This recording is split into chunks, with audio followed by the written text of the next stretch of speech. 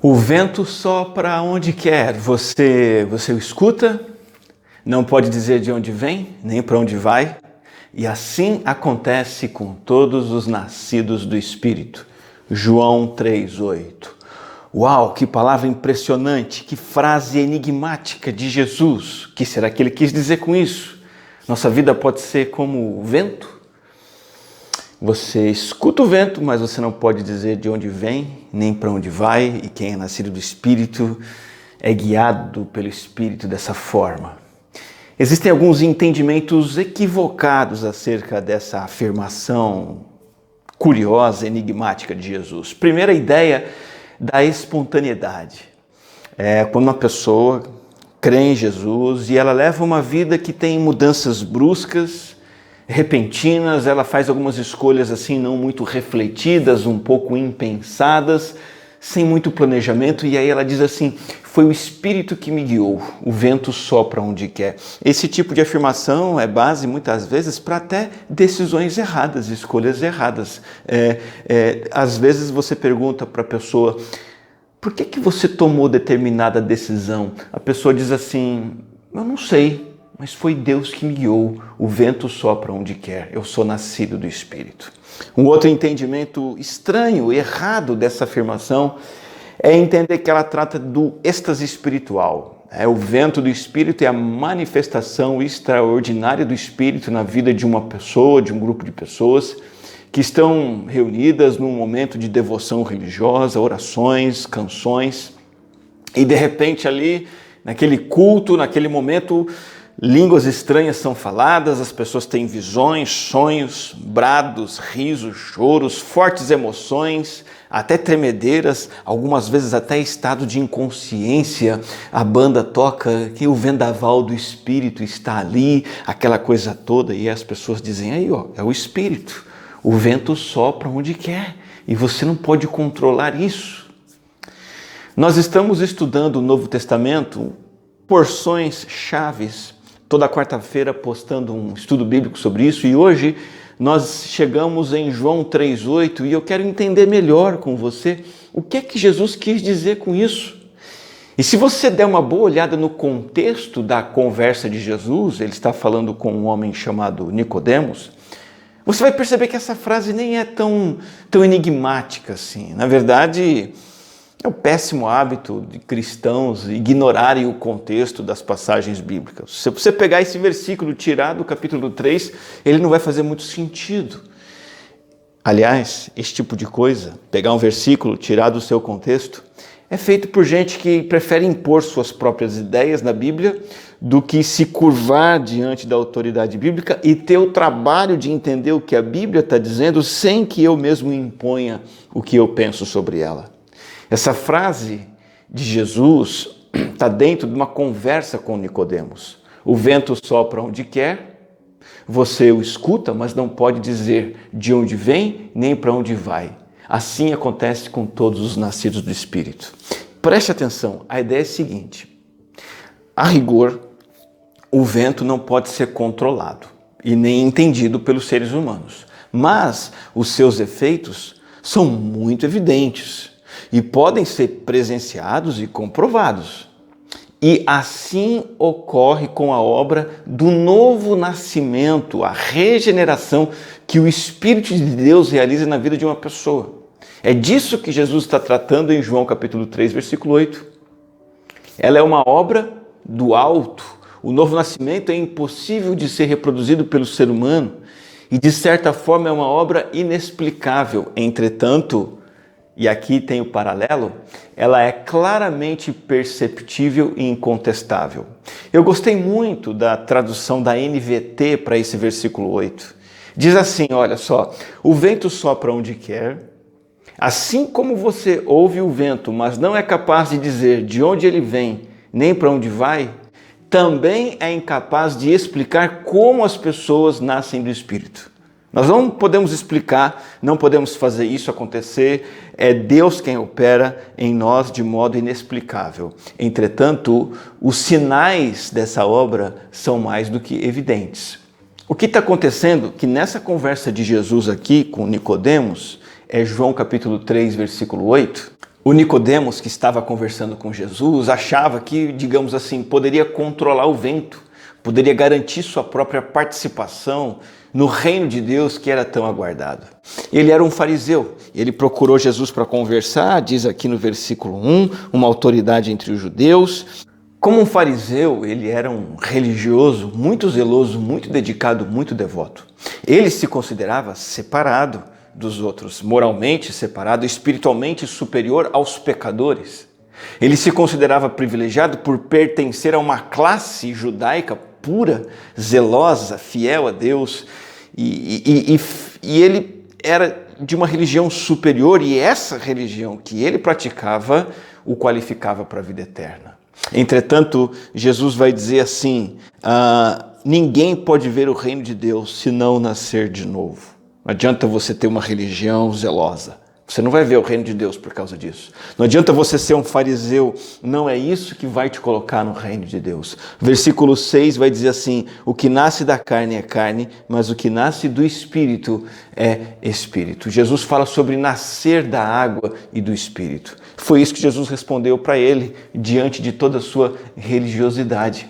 E é o que Jesus diz para nós também. É necessário uma transformação espiritual interna, que se chama novo nascimento, que é realizado pelo Espírito Santo, para que você e eu possamos ser salvos. E como o vento, que não pode ser humanamente produzido e controlado, o novo nascimento é algo que Deus e só Deus pode fazer em você, meu amigo, minha amiga. Mas o que é o novo nascimento? É a purificação do coração e a transformação interior. Versículo 5, Jesus fala assim para Nicodemos, é necessário nascer da água e do Espírito. Ninguém pode entrar no reino de Deus a não ser, se não nascer da água e do Espírito. Veja, isso é o novo nascimento. É obra do Espírito de Deus. Nascer da água, ou seja, ele purifica o coração. Nascer do Espírito é a transformação interior. Isso é obra de Deus, o Espírito de Deus opera dentro de nós. Ninguém nasce a si mesmo. Nem fisicamente, nem espiritualmente. É Deus quem nos gera. Quando o novo nascimento acontece? Quando uma pessoa ouve o Evangelho, a mensagem das boas novas de Jesus Cristo e crê nessa mensagem, entende e crê de todo o coração. João 3,16 diz assim, porque Deus tanto amou o mundo que deu o seu Filho unigênito para que todo que nele crê não pereça, mas tenha vida eterna. Isso é uma ressurreição espiritual que acontece quando eu creio, eu não pereço, mas recebo vida eterna. Eu nasço de novo para uma vida de qualidade diferente. É o nascimento de um novo coração, de uma nova vontade, de um novo caráter. Vamos dizer assim, quando eu entendo a boa notícia de Jesus, o que Ele fez por mim, creio nele, eu nasço de novo. O que significa dizer? É implantado em mim um novo princípio ativo celestial, uma nova natureza com o potencial de produzir novos hábitos de vida, novos valores, novas prioridades, novos critérios. Por natureza, nós estamos voltados contra Deus. Naturalmente, nós nos opomos à palavra de Deus. O novo nascimento vem e mexe com isso, desfaz isso, é o implante sobrenatural de uma nova inclinação favorável a Deus, de submissão à sua palavra. E esse Novo Testamento, conforme a palavra de Jesus em João 3,8, esse novo nascimento é nitidamente manifestado, tanto quanto o vento é claramente perceptível. Você percebe o vento, e às vezes de forma absurdamente clara. Um sopro, um som alto, árvores chacoalhando, às vezes até uma vaca voando, uma pipa no ar, tempestades. Você diz, o vento passou por aqui. Ainda que você não saiba exatamente como o Espírito Santo faz você nascer de novo, talvez nem sinta isso acontecendo, o fruto, o vento é perceptível. Veja, há um ponto importante aqui. A evidência mais clara do novo nascimento não está nas supostas manifestações que dizem que acontece quando você se converte. Muita gente pensa que se converter tem que ser algo marcado por choro, ter visões, a conversão tem que ter fortes emoções, a pessoa tem que falar em línguas, afinal de contas ela se converteu. Sim ou não? mas não é essa a grande evidência do novo nascimento, porque nós não percebemos de onde vem nem para onde vai, mas o fruto é claramente perceptível. Que fruto é esse, irmão, irmã, amigo, amiga? Por exemplo, quando você nasce de novo, isso é percebido pelo a sua nova atitude em relação ao pecado. Você não se sente mais confortável com o pecado. Você começa a se desagradar com o pecado, você começa a repudiar o pecado e quer abandonar o pecado. Você começa a ter uma fome, uma sede nova pela palavra de Deus, por entender a mensagem de Deus, o que Deus tem a dizer. Você começa a viver uma vida em que você ora. Você começa a orar diariamente, constantemente, buscar a presença de Deus, a direção de Deus. Você tem um prazer novo em ouvir os mandamentos da Bíblia e colocá-los em prática. Você começa a olhar o próximo de uma outra forma. Você quer amar o próximo, você quer fazer o bem. Ainda que esteja recebendo dele o mal, você quer tratá-lo bem, com amor, o mesmo amor que Deus tem por você. Você se torna alguém que busca a comunhão regular com a igreja. Quem nasce de novo começa a ter esse novo desejo, essa nova busca.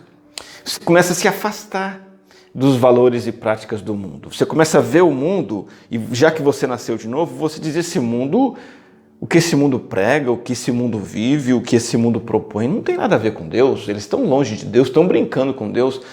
Eu vou ter que me afastar desses valores e dessas práticas. A alegria começa a ser uma marca distintiva, a gratidão também começa a tomar conta do coração da gente quando a gente nasce de novo e toma o lugar da reclamação, da murmuração, das constantes revoltas da vida. A pergunta que você tem que se fazer é: eu nasci de novo? Eu nasci do alto? E não se preocupe em relatar se você teve uma experiência espiritual fantástica, né? Não, eu me converti porque eu subi até o terceiro céu, eu falei a língua dos anjos, eu vi labaredas de fogo, eu tive uma sensação, um formigamento no meu estômago, sei lá. Não é para isso que você tem que olhar. Você tem que avaliar se as marcas do novo nascimento estão sendo encontradas em você. Isso é, se o vento do Espírito, repito, que você não sabe de onde vem nem para onde vai, mas você percebe ele ali. Se o vento do Espírito é evidente nas suas palavras e nas suas ações. Paulo diz em Gálatas 5, 22 e 23 que o Espírito produz este fruto. Qual fruto? O amor, a alegria, a paz, a paciência, a amabilidade, a bondade, a fidelidade, a mansidão, o domínio próprio. Essas são características do Espírito e da presença do Espírito e do novo nascimento. E para terminar, a pergunta é: Daniel, o que é que eu faço para nascer de novo? Eu respondo para você, tecnicamente, nada. Nenhuma criança faz alguma coisa para nascer. É o pai e a mãe que fazem, né? Você também. Você não faz nada para nascer de novo porque Jesus fez tudo. E você apenas crê no que Jesus fez. Jesus foi levantado numa cruz. E ele foi pregado ali, e ali ele morreu como pagamento pelo seu pecado, pelo meu pecado. E a Bíblia diz assim, para que todo que nele crê tenha vida eterna. Ou seja, você nasce de novo quando você entende que Jesus é o Filho de Deus enviado do céu, que morreu na cruz para pagar o preço dos seus pecados. Ao crer nisso, o Novo Testamento, o novo nascimento acontece. Deus faz com que você nasça de novo para a vida no Espírito. E aí o vento será uma consequência natural da sua conversão. Então esquece esse negócio de que o vento do Espírito significa tomar decisões impensadas, de última hora, sentir desejo no coração de fazer determinada coisa, achando que é João 3,8 acontecendo. Nada disso. Vento do Espírito também não são essas manifestações supostamente de Deus que acontece nos cultos, essas coisas aí barulhentas, emocionantes, também não. O vento do Espírito é o conjunto de sinais e frutos da presença do Espírito, da presença de uma nova vida no Espírito em mim. Eu não sei como aconteceu, eu não posso operar isso na minha vida, não posso controlar, mas a evidência está acontecendo no meu viver. Eu estou me comportando e agindo de maneira cada vez mais parecida com o próprio Jesus. Quero fazer uma oração com você. Vamos terminar essa reflexão orando juntos? Muito obrigado, Senhor, pelo entendimento da Tua palavra. Que possamos experimentar na nossa vida, que eu possa experimentar na minha vida o privilégio de ser guiado pelo Teu Espírito. Mesmo sem saber como eu nasci de novo, como o Senhor operou isso no meu coração. Mesmo sem poder controlar esta obra que é o Senhor quem fez por mim. Que a evidência dessa salvação dada por Ti seja muito visível e marcante na minha vida, para mim mesmo, para as pessoas ao meu redor, para a minha igreja e para o mundo. Que eu possa ser mais e mais parecido com o Teu Filho Jesus. Em nome dele que eu oro. Amém. Espero muito que você tenha gostado desse vídeo e mais uma vez eu peço, se te ajudou, compartilha com o máximo de pessoas que você puder. Esse ensino é tão importante e pode chegar a muita gente que está precisando dele. Se quer participar do nosso grupo de leitura bíblica, ainda dá tempo, tem um link aí na descrição desse vídeo para você poder entrar, tá bom? O meu WhatsApp também está à sua disposição na descrição desse vídeo para você trocar uma ideia comigo se você quiser. Fique com Deus, até a próxima.